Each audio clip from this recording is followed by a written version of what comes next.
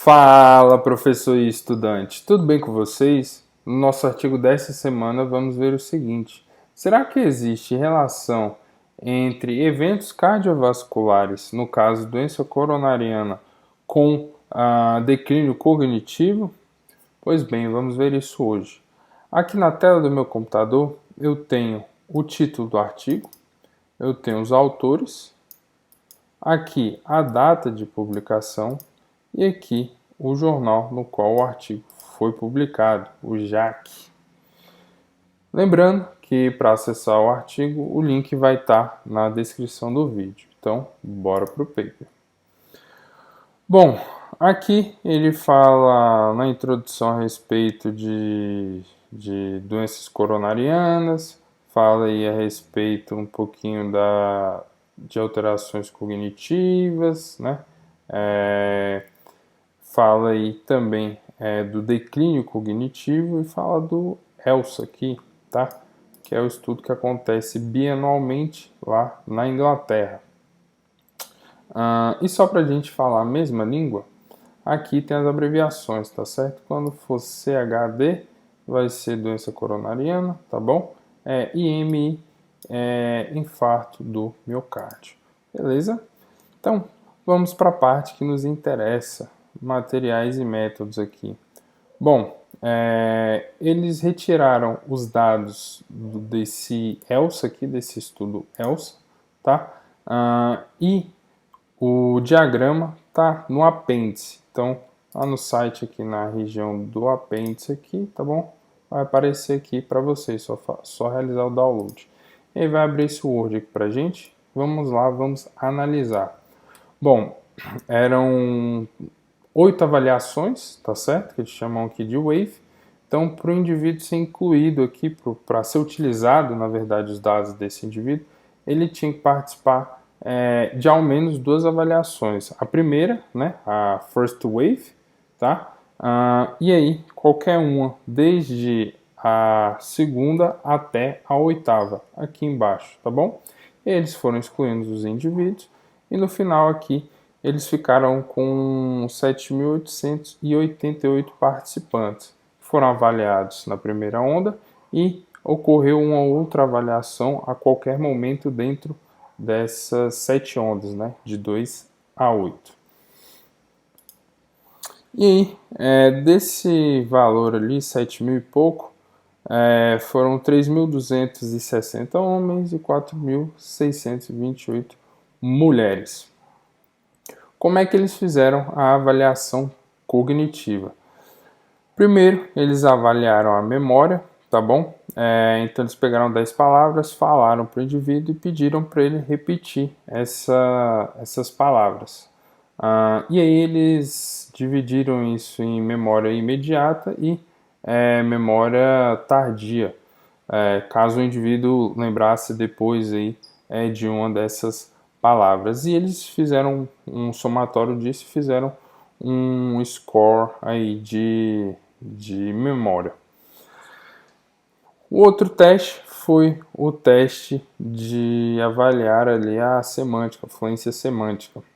Eles pediram aí para os participantes falarem o máximo de nome de animais possíveis dentro de 1 minuto, tá?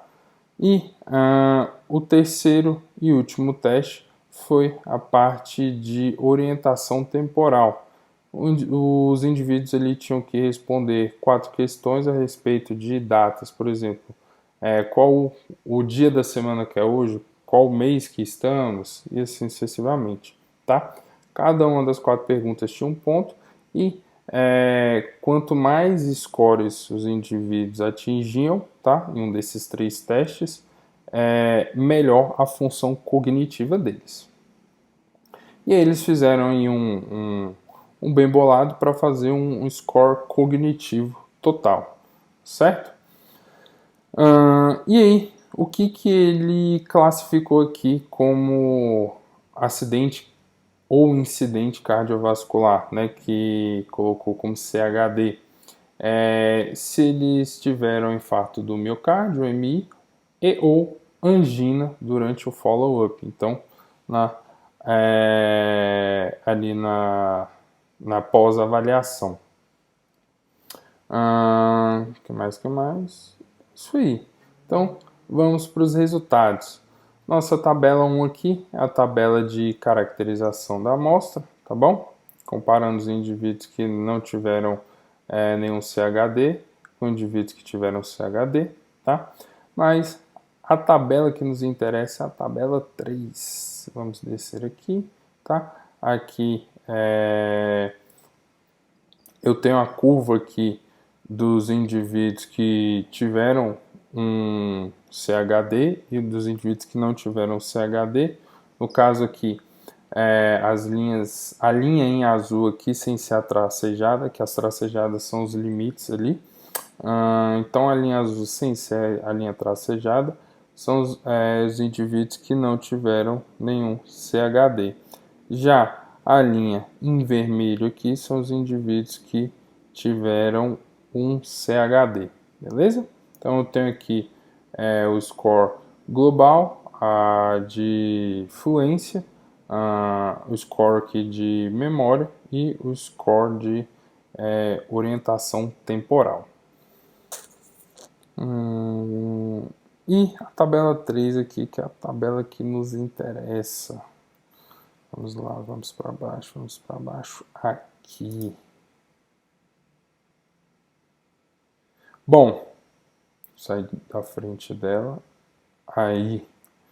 Bom, quando a gente olha aqui a nossa tabela 3, a gente vê o score global aqui cognitivo, o verbal, a fluência semântica e a orientação temporal.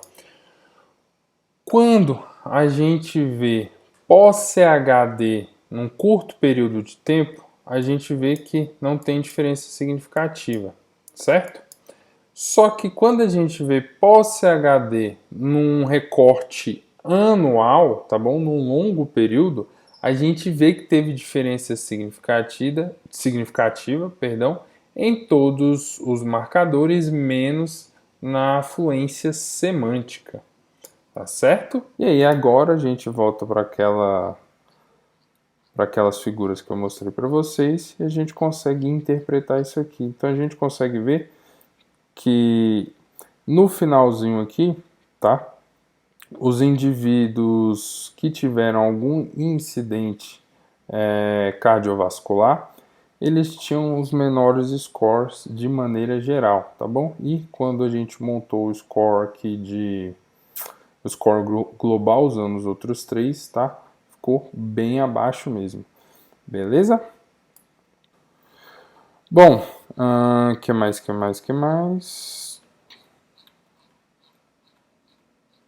E tem a parte da discussão. Vale muito a pena dar uma lida nessa discussão depois, tá certo? Ele fala um pouquinho aí de manifestações clínicas, fala dos possíveis danos, tá certo?